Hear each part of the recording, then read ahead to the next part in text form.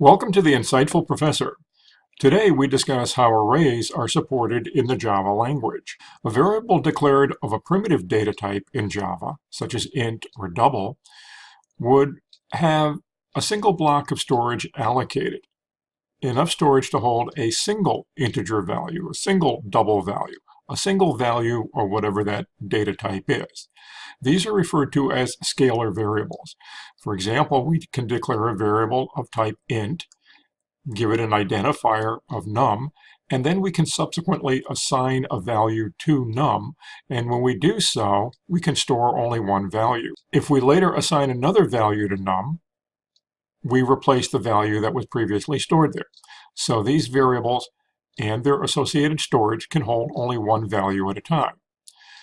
What we're going to look at today is the concept of an array where we'll have a single identifier associated with multiple slots of storage, multiple containers, so that we can store more than one value and refer to all of those values using the same name. That's one of the essential ideas behind using an array. Now, with Java, arrays are a little bit different than they might be in some other languages. Java, being an object-oriented language, creates the array as an object. And that has some interesting consequences that we'll talk about in a moment. To bring an actual array into existence, we have to use the new operator. It's the new operator that would typically be used with some kind of a class to invoke the constructor of that class and instantiate an object. Well, that's essentially what we're doing with Java when we create an array. We use the new operator, and we don't actually have a constructor in a conventional sense, but the idea is an object is instantiated. So that's a little bit of a different twist. We'll see that when we start to look at the code in some detail.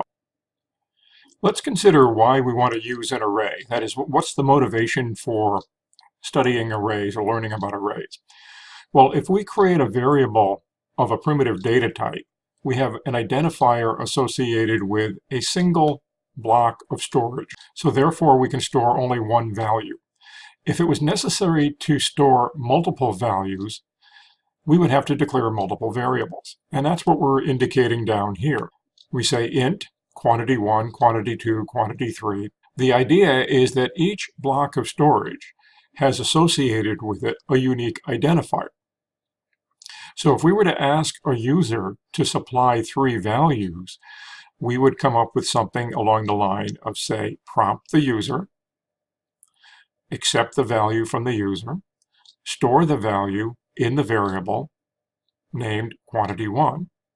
Then we would effectively repeat the process of prompting the user, receiving the value, but when we went to store it, we'd have to store it in a variable with a different name.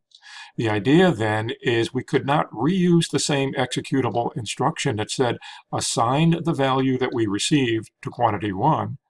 The second time around, the instruction would have to say assign the value we received to quantity 2, and then assign the value we received to quantity 3, and so on. So the instructions would have to necessarily be different.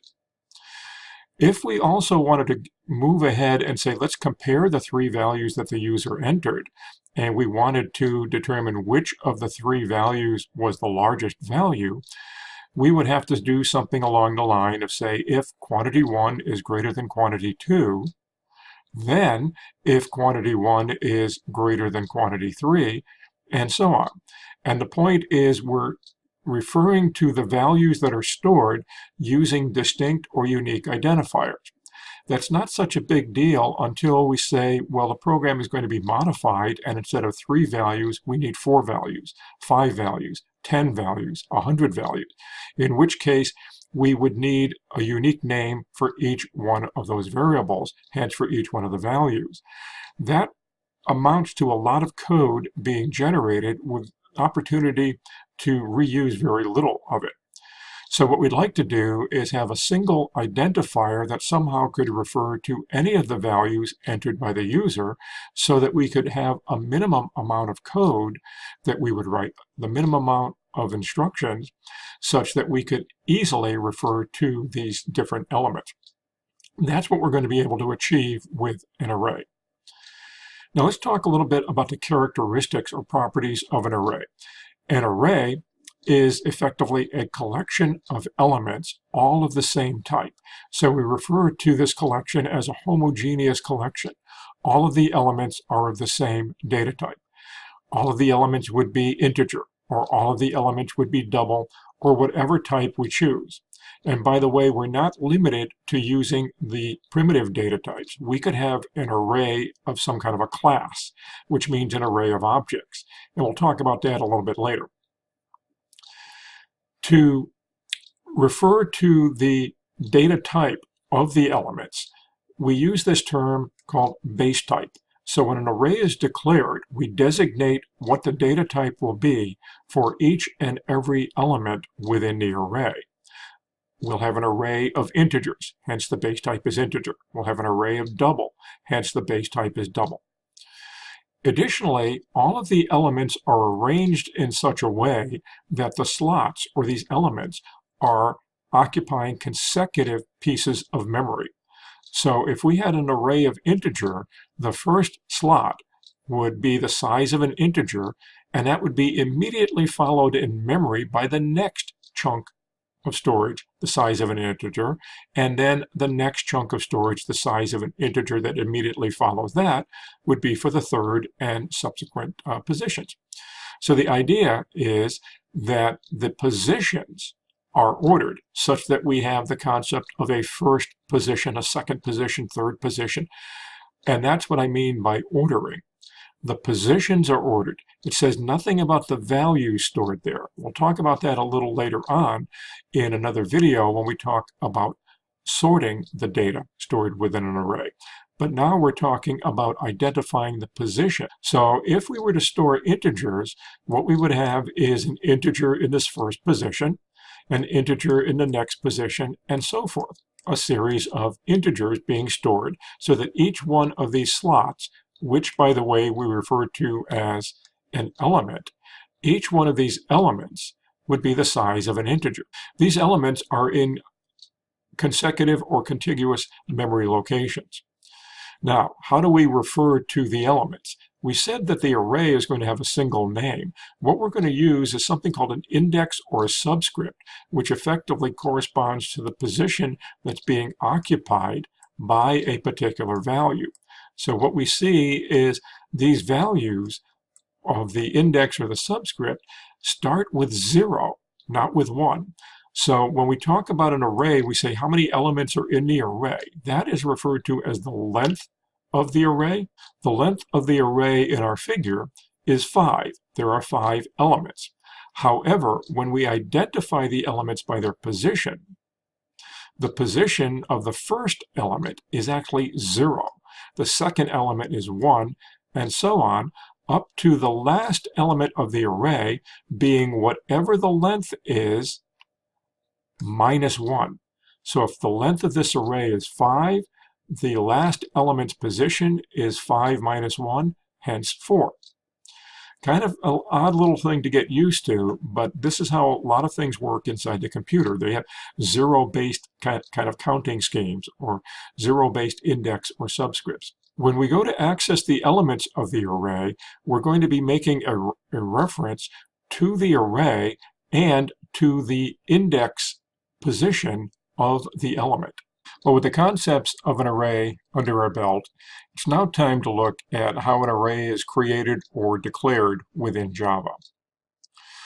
We have two approaches we can take. One is a multi-step type of declaration, where we perform two operations or use two statements to accomplish the declaration of the array. And another is where we can kind of combine these into a single operation. So first what we do is we specify the base type. So observe that the data type is not simply int, but it's int with square brackets, indicating that this will not contain a single integer, but it's effectively an array of integers. So that's where the base type comes into play. The actual array variable, as we might think about it, in this example is called int array. This is actually going to be a reference variable. Similar to when you declare a string object or a scanner object, you're going to have a reference variable to the object. Int array will be a reference variable that provides a reference to the memory where the array is allocated. So this is our reference variable, but the array does not yet exist. To bring the array into existence, as we had mentioned previously, you'll need to invoke the new operator. And there is no formal class, no formal constructor, but what you'll say is a new one of these base types, int square brackets. But this time, when you put the base type, you put the number of elements within the brackets. This is going to establish the size of the array. Notice when you declare the reference variable, there is no size indication here. This is a reference variable that can point to or reference any integer array. When you bring the array into existence, you use the new operator and specify the size of it, the number of elements. So this is where that size factor comes into play. So the new operator is what causes the array to come into existence. We could consolidate the two steps into a single statement. Here we announce the base type, the reference variable, and then through an assignment operator, all in one operation within a declaration of the int array variable, we invoke the new operator and bring into existence an integer array of the specified number of elements. Pretty neat how we can do this. We can do it either in the two operations or one operation. That's actually quite important because it provides a lot of flexibility within the program.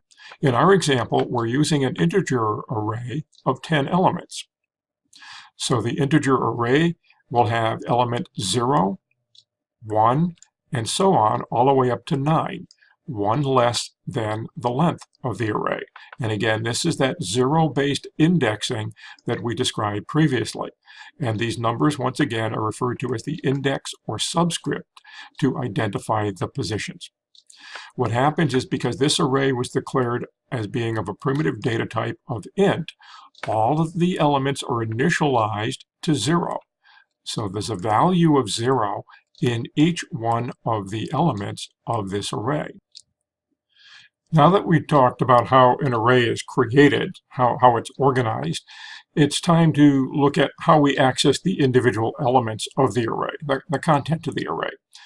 Let's think back for a moment about using a scalar variable. We had talked about the difference here if we were to declare a variable of a primitive type such as int. What we get is a single block of memory the size of an integer, and when we refer to that variable, we're actually directly manipulating the memory associated with that variable. So when we declare quantity as an integer, it's initialized to 0. And then later on, through an assignment statement, we can alter the content of that very memory. We assign a value in this example of 99 to that memory, and it changes that value. This is a bit different than when we work with an array, because with an array, we're actually working with an object, and that object contains multiple values. So we don't really have direct access to the memory, but what we're doing is we're accessing the memory by going through the reference variable, kind of following a pointer or a reference to that memory. So when we declare our variable, we say it's of type int and use the square brackets to indicate that it's an array, a collection of values, all of type integer, and we declare the reference variable. The reference variable doesn't contain the array elements, but it contains a pointer to the array. At this point, all we've done is declare the reference variable, so no array exists at the moment. So we need to instantiate an array. And as we just discussed, we would use the new operator and cause the constructor to fire or be invoked. So when we say new int and specify the number of elements, say 10, what happens is this array object comes into existence, and our reference variable, which is int array, contains the address or a pointer to or a reference to the location where that memory was allocated for the array. And it's by then following this reference or this pointer that we gain access to the elements. So what we want to look at next is how do we use that reference variable. Remember, we said that each element is effectively identified by the position that it occupies within the array, that is, by its index or subscript value. But we kind of tack that index or subscript value onto the reference variable name, and this is how we select or choose a particular element and gain access to its value, or to the element itself, where we can then assign a value to the storage allocated to it. So this process is referred to as selection. When we use selection, we're using the reference variable and some kind of a value to indicate the position of the element or the subscript of the element. That position could be specified by using an actual variable that contains the position number or subscript number. It could be a constant or literal, or it could be an expression that evaluates to one of the positions. But in each case, what it must be is an integer. Regardless of the base type, the array could be a collection of integers, and we identify the position or the element as an integer position. The array could be a collection of double or floating point, but we still identify the position as an integer. And the array could even be a collection of objects. That's the base type. But what we're doing is we say it's in position 1 or position 3 or position 27. Again, each one of these values would be an integer. But we have flexibility as to how that integer or position value can be specified. It could be an integer variable. It could be a constant or literal value. It could be an expression that, when evaluated, produces an integer that corresponds to a position. So we could say, for example, int array, and use 3, which is a constant or a literal, which refers to index position 3, but remember that is in reality the 4th position of the array because of 0-based subscripting. It would be 0, 1, 2, 3, the 4th element. Now, this term selection might imply that we're selecting a value, but in reality, we're selecting an array element. So the array element is selected for use in some kind of operation or expression. So if we wanted to assign a value to one of the elements, we would first select the element. For example, int array, and then within the brackets we specify subscript 3. That selects an element's position or an element, and then we can use that as the recipient of a value being passed through the assignment operator. Additionally, we could select an element in the same fashion and use that as part of an expression where we're saying whatever value is in the element position we selected, add to that a value of 1, take the result, and then do something with that, assign it somewhere else. So that's the concept of selection. It doesn't necessarily mean retrieval. It means designating a particular element within the array as being the one whose value we're interested in, either extracting or altering in the case of an assignment. So we have several examples shown on this slide here. I would encourage you to take a look at these. And what I'm going to do now is jump into my IDE and show you a simple program that demonstrates some of the points that we've been talking to. It's always kind of nice to see this stuff in action rather than simply talk about it. Okay, so here's a program. We've called this array declaration 0. This is our reference variable. You should be comfortable with that by now. And then we're going to use the reference variable and assign to it the result of allocating a new array of 10 integer elements. Again, the constructor is being invoked here. Then we declare a variable called index, which is an integer. The purpose of this variable is we're going to use it as our index or subscript in the process of selecting an element or an element position from the array. We initialize that variable to 0, and then we make a reference to the array, int array, and within the brackets, we use the value that's currently been assigned to index to select the element in position 0. And then we display that, whatever it is. And then we alter the value of the variable that we're using to identify our subscript or index position, and we use the same selection, int array subscript position as indicated by the variable index, its current value.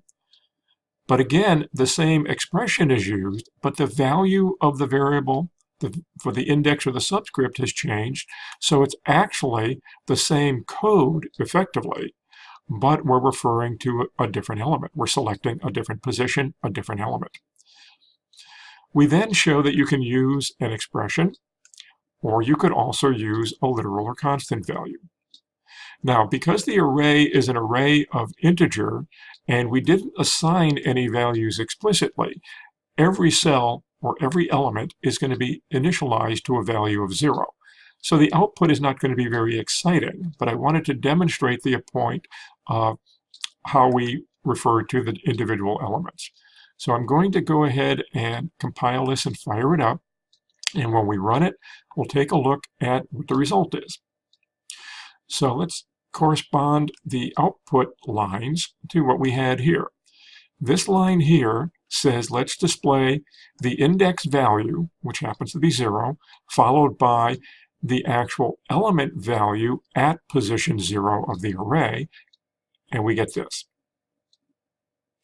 Then we alter the value of the index. So let's display the value of the index, which this time is 1, and refer to the array selecting element 1, which of course is 0 once again, because all the elements were initialized to 0. Then we take this line here, and what we do is say, let's take element 2, and what we're doing is index plus 1, so that becomes 2, and of course the value is 0. And then finally we say let's go to element subscript 3, which is the 4th element in the array, and we show you what that is. So the selection process worked. So this program demonstrated the declaration as well as the selection process. Just for completeness, let me make one little modification here. And where we had done this in a two-step process, I had indicated previously this could be accomplished with a single statement. So I'm going to alter the program just a little bit for demonstration purposes. And I'm going to say, let's go ahead and declare the reference variable and assign it a value. And I'll remove this instruction from the program by making it a comment.